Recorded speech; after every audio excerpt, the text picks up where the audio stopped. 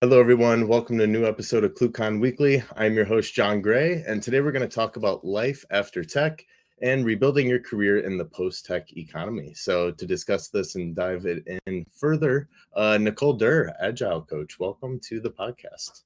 Hi, thanks so much for having me. So, yeah, of course. And Nicole, can you give us a little intro about yourself and what you've been working on recently? Yeah, so as you said, I've done agile coaching for probably about 20 years now. I started in tech writing and kind of worked through all those roles, business and analysis and scrum master and all those types of things. And so Hmm. I became an agile coach and kind of like a lot of us in the last several years, I started to feel kind of, I don't know, jaded about what was going on in our industry. And so about 3 years ago, I started a side hustle, doing some independent coaching, different types of coaching. And Hmm. then maybe 2 years ago, I went completely independent. So I no longer work inside a company on a W-2. And I still do some agile coaching, but it's more broadly, it's some business, like coaching the entire business. And in an attempt to sort of diversify, my offerings, I also do career coaching and executive and leadership coaching. And so this came out of the career coaching kind of interest that I have. Yeah, very cool. And on kind of the realm of career coaching, something that I kind of get asked all the time and I never really know how to reply is people say, "John, how do I get a job in tech?" So if someone were to ask you, "Nicole, how do I get a job in tech?" They're like, "Oh man, it looks like you are living your best life and you are working like awesome stuff. Like, how do I do that?" What would your reply to them kind of be?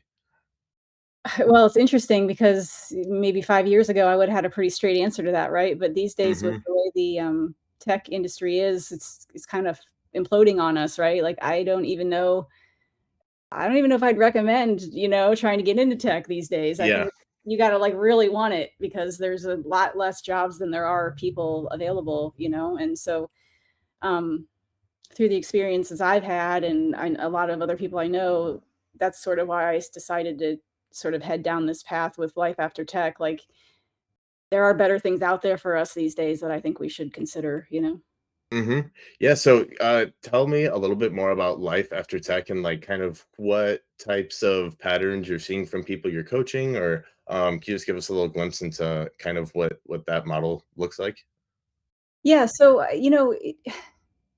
I think so many of us went into tech and we just thought, like, this is what we are gonna do forever, but the world's changing, right? And it's, like, not maybe not the best fit for a lot of us these days. So, I talk to people who have done really amazing things, because I really think we need to explore, like, completely different things, like, very different from Hmm. what we're used to.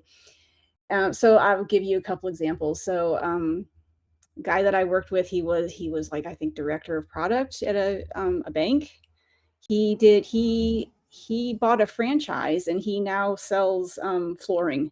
And you would think, like, well, that sounds kind of crazy, right? But Yeah. actually he finds it very rewarding because he's, like, doing something in his community, something good for his community.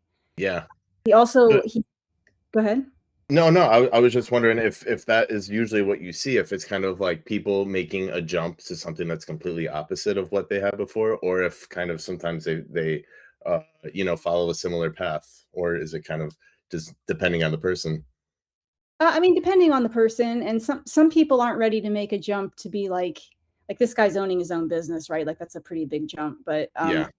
some people are maybe ready for the step where they shift to a different career inside maybe the company they already worked for, right? Like, maybe they shift from Hmm. tech to, I don't know, the HR or something. You know what I mean? So Yeah. it's still something very different, right? And I think that's the point, is that we need to not sort of pigeonhole ourselves. Like, there are really rewarding experiences out there if we're willing to try something different. Yeah. And when you say kind of pigeonholing ourselves, I think it's interesting because we can kind of maybe use our skills and reframe them in a way that empowers us almost. So I'm curious on what skills people tend to have in tech industry that would translate into other ones, whether it be an engineer or maybe a product designer or something along those lines. What traits do they bring over to other industries?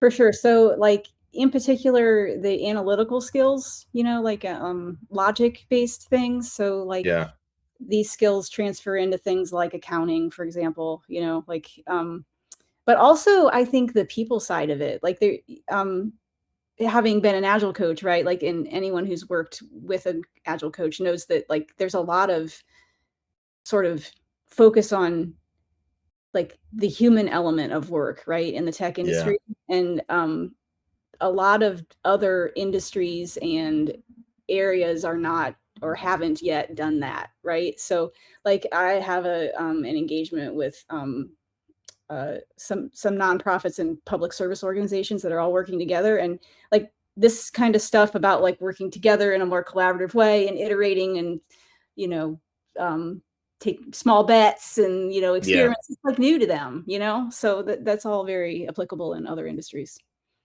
And how do you find what specific thing is for the person, or trying to figure out what they actually kind of want from work? Because I could totally imagine someone kind of leaving tech, and we're in a remote position, and maybe they want to go become a teacher. That is like totally the opposite, but then once they go in, they realize, oh my gosh, I'm terrible with kids, and also being on my feet for 8 hours is totally not my jam. Yeah. So like, how do you kind of uh pull that out of somebody, or how are they able to figure out what they actually want from work?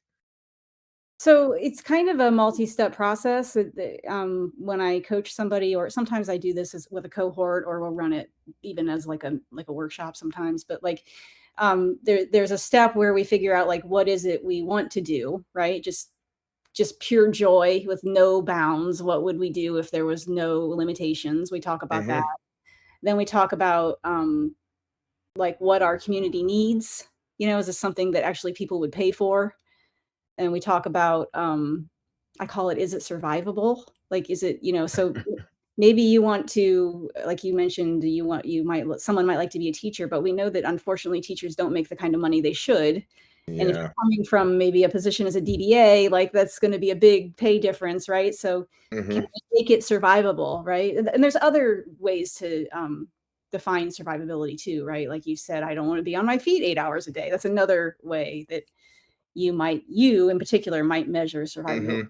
Mhm. So we talk through 3 to 4 different, things to consider, and then we're sort of looking for, like, the center of that Venn diagram, right? What things match all of those. Yeah. Very neat. And I'm also curious, you mentioned survivability, not only in terms of like money, but I'm imagining just in terms of like not wanting to burn out.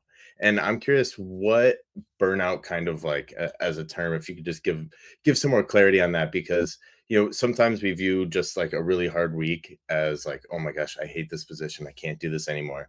But then sometimes we get a perception of, oh, this person is only working 2 hours a week, I kind of want that job. So I think there's like a lot of noise around the concept of burnout. So how do people actually know that they're like getting burnt out in this industry and it's time to make a change, or maybe this need to change a bit of the role? But can you just like help define that term a little bit more for me? Yeah, I actually think the word burnout is sometimes misused. I think sometimes there might be a lot of us that are past burnout, that are maybe even in a state of, like, it's a mental issue, Hmm. like we might need, like, mental support, and I think that's totally valid because Yeah. the industry is tough right now, it's really hard. Hmm. But generally speaking, burnout is like you said, like, "Oh, I've had a bad day," or "I have there's this one meeting I hate," or, I'm just sort of not really enjoying my work anymore," Hmm. which contrasted with what might maybe is like anxiety or depression or something like that, would be like where this is going on for weeks, week over week over week, maybe months, maybe you don't sleep well at night, maybe you dread going into work on Monday morning, if you're having Hmm. those kinds of things, and then it might be worth, assessing your mental health. And, I think this is very important for us, in this time we're living in these days. I actually typically offer people, it's a mental health assessment from the National Institute of Health. I'm just checking it over here. Maybe we can put it, um, in this post. Definitely. to help you figure out if like, is this just burnout or is it maybe something more? Hmm.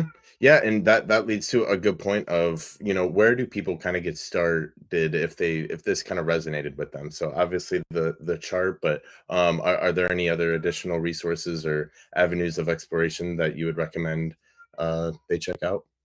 Yeah, so most communities have a workforce development like board or something like this. Like they're run by your state, or I think the money usually comes down federally to the state, and then the state distributes it to your community. Hmm. And so usually they have like career career guidance, like assessments and tests and things that you can try, usually from Yeah. their websites or directly with the people. We do those types of things in the cohorts I do, but you can also find them online. Is a good way to sort of just start to explore like what do I really like, and am I doing something I really like? Because you Hmm. just go in every day and do your thing, right? And like we're just so busy, we don't stop and ever think about like, am I do I actually enjoy this? Yeah. No, 100%. It's difficult to kind of take a step back and take a just a little inventory of our lives and see where we're at, what we like to do, and making sure that we're getting that sustenance kind of out of it. So I appreciate all those resources that you listed. We'll definitely get those in the down below in the description. But Nicole, is there anything else I have yet to ask you? I know we've covered quite a bit today. Um, I don't think so, other than, maybe we could also list a couple of books down below. And maybe I could make a small pitch for my, Career Nirvana program if that's okay? Yeah, definitely. Yeah, Definitely. so I do a 6-week, cohort-based, kind of an intensive program where we meet once a week, and you get a buddy, and then, so we work together as a group, and then you get a buddy to work with during the week, and you leave with a blueprint for, reaching what I call career nirvana, right? Which is like what what brings passion to your life and helps Hmm. you fulfill that sense of purpose. Very neat. Very, very cool. Well, we'll definitely get that information below. Hopefully that resonated with some people who maybe are needing to hear a little bit about that and just taking a new step and approach to their career. Nicole, thank you so much for joining us today. We appreciate it. Oh, thank you so much. It was my pleasure.